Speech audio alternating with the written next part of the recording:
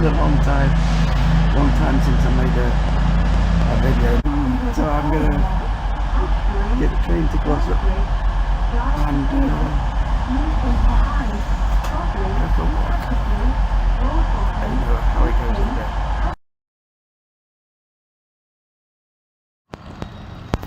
Okay, change of plan. The train went to Hadfield first and then it's off to Glossop now. So I got off at Hadfield and I'm doing my normal walk that I used to do from Glossop to Hadfield in reverse. So let's see if I can find it. It's been a long time since I did this walk, and actually I used to do it as a cycle, not a walk. So let's see how we do. Going backwards and walking could take me hours. I know there's quite a big steep bit at the end. So there's Hadfield train station behind me. Farewell Hadfield. I'll see you in a bit. By the way, for those of you that don't really know Hadfield, you can see quite a steep hill behind me, and this is the main track, and the hill continues down. And just in case you were wondering, yes, this is the famous location of that comedy TV series, League of Gentlemen. It was all filmed here. So if you fancy a bit of history, pop down. Some of the places are even named after places in the actual series itself.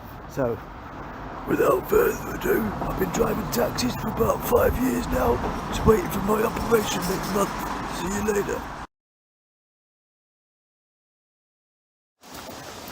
So here I am, I'd say about a mile, 2 miles maybe into the walk, where you start off just walking along the reservoirs, which we've just kind of veered away from the banks of now. Lots of signs everywhere saying don't dive in, it's very dangerous to swim. You could get caught up in this silt. There's machinery under the water and a poisonous bloom of algae or something that floats to the surface at certain times of the year. So no swimming for me today. However, on this beautiful nice wooded alleyway, if you like, avenue of trees hanging over both sides, and this just continues for ages and ages. I remember coming down here on my bike and it didn't take that long, but in fact here's a cyclist coming now just to spoil my video. I shall let him or her go past with a quick push, just to send them on the way.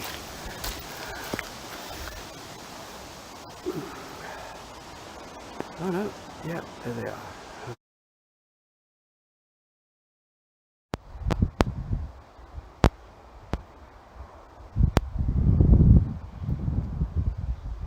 Hello horsey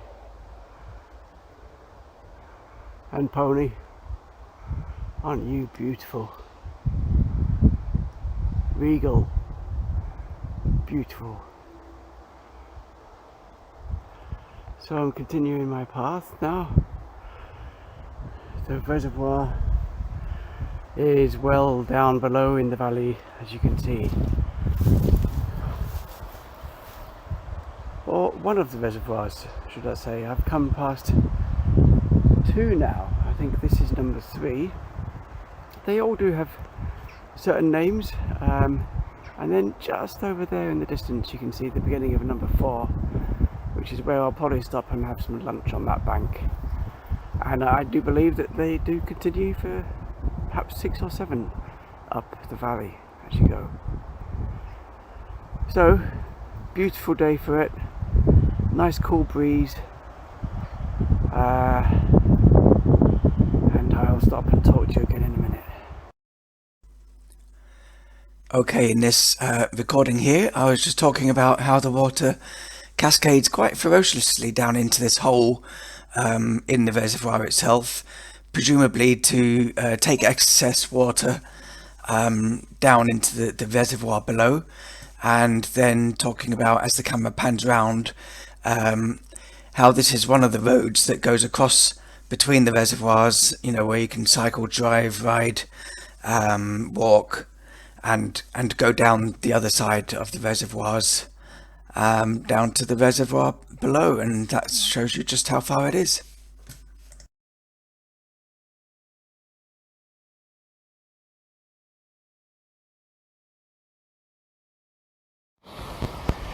The trouble with walking this path backwards and also not being on a bike is I'm not exactly sure where I am. I've got a fair idea, but I'm not exactly sure. When I'm travelling in that direction,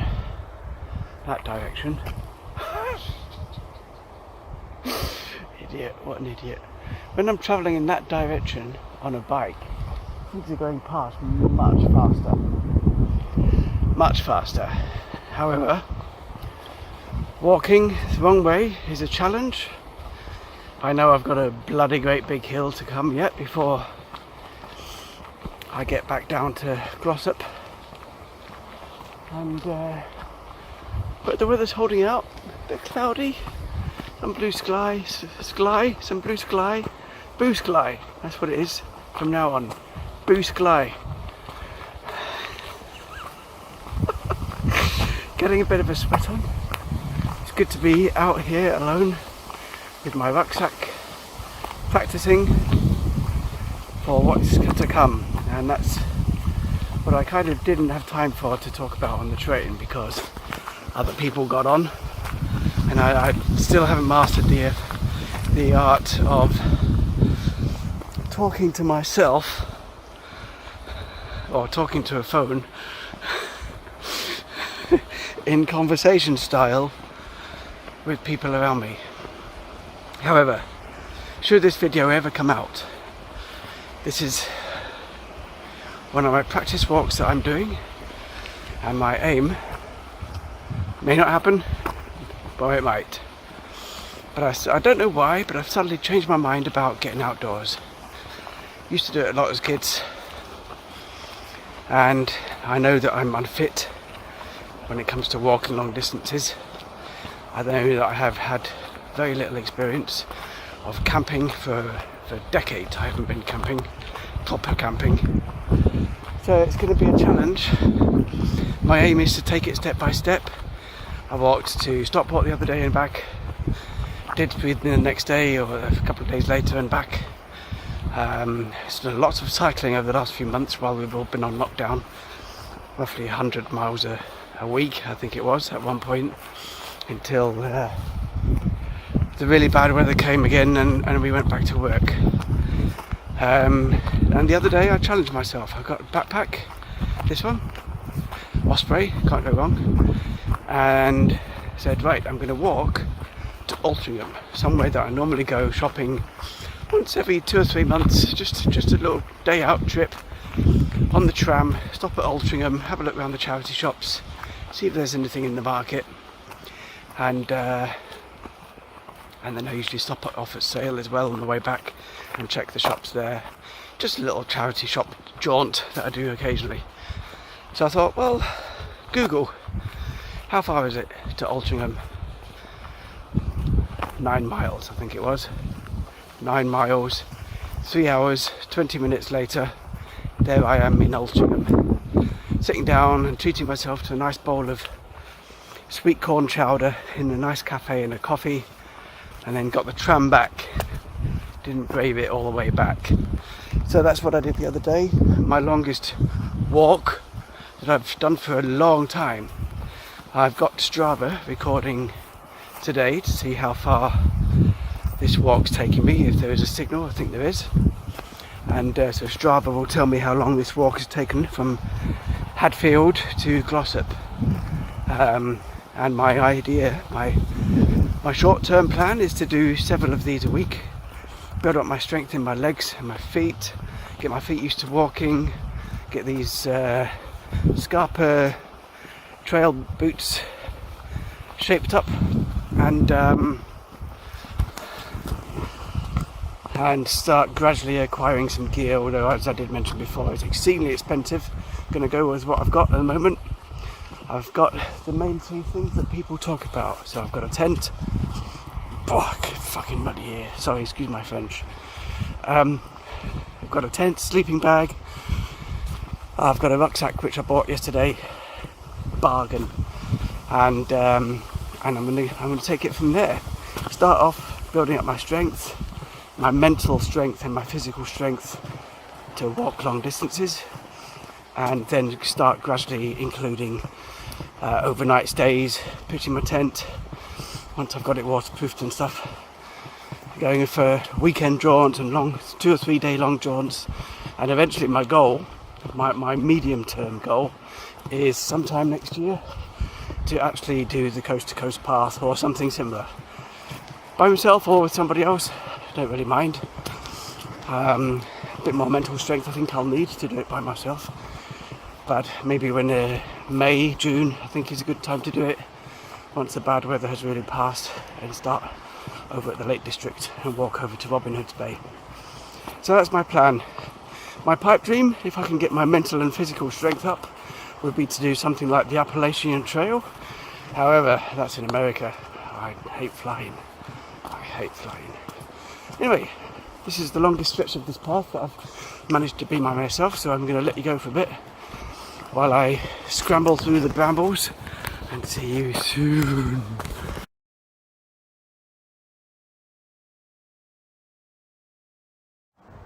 Whoa, this is...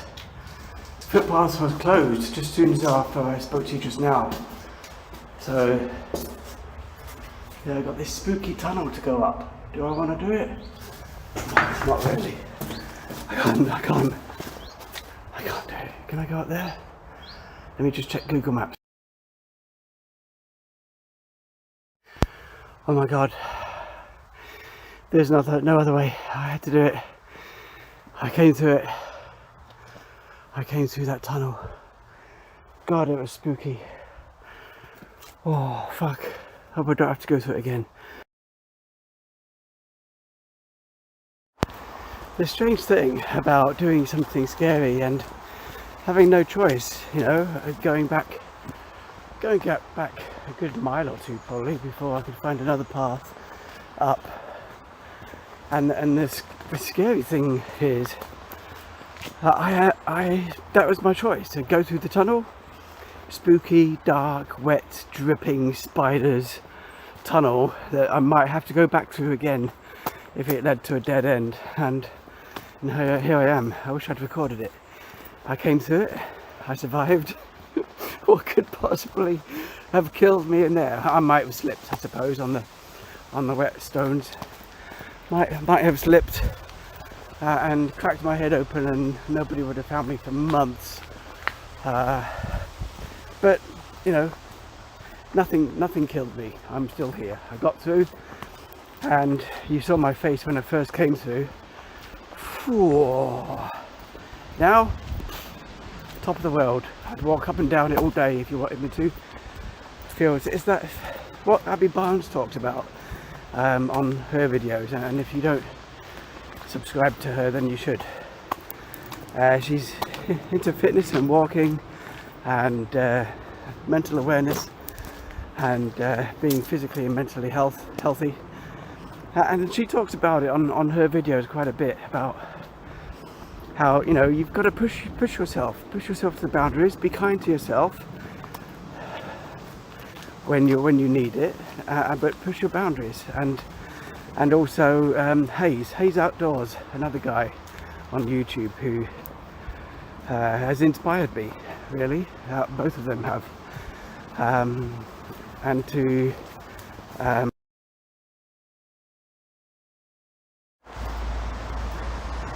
do apologise for stopping there. Some miserable old bitch went past on her bike, didn't even say hello, not even a hello. Anyway, where was I? Yeah, I was just escaping from tunnels. And yeah, Hayes Outdoors and Abby Barnes, I salute you. You, both of you, in two different ways, have inspired me to come out today, and inspired the project, if you like, if that's what you want to call it, that I've got for myself over the next few months or year. Push yourself. Be kind to yourself when you need it, but otherwise challenge yourself, push your boundaries, because when you come through these things, these turmoils in life, whether it's a tunnel or something more abstract, you feel so much better after it. My heart was pumping, and now it's pumping with joy. apart from the fact that now I know I'm coming to the main road and I've got a huge skin hill to get up.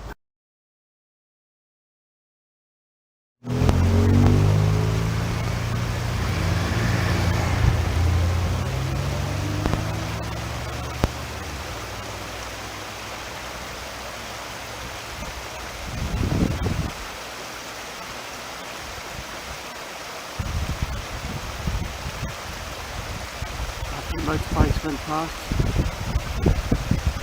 What a beautiful sound that is. What a beautiful sight and a beautiful sound. Water, nature, cascading down. The ravine that's been etched out over millennia. Down into the reservoirs where we've just come from.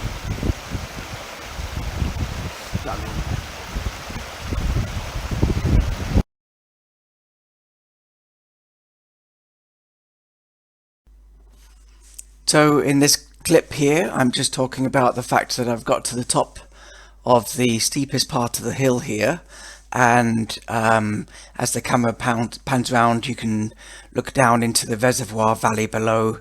I miscounted earlier on. It is actually 5 main bodies of reservoir water in this valley, fed by the river Ethero, or Ethero, however it's meant to be pronounced, as it flows down, and you can just about see the bottom of Hadfield and the small township of Tintwistle in the distance.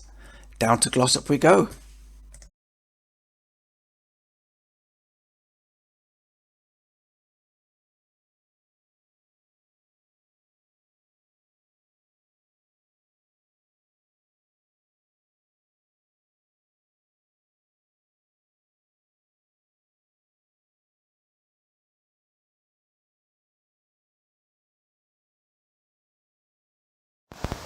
So here I am on the walk. Excuse me.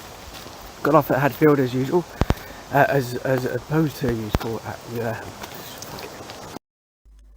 Okay, so in this clip here, I was just commenting on this weird hole in the ground where the water cascades down as into this dying ding.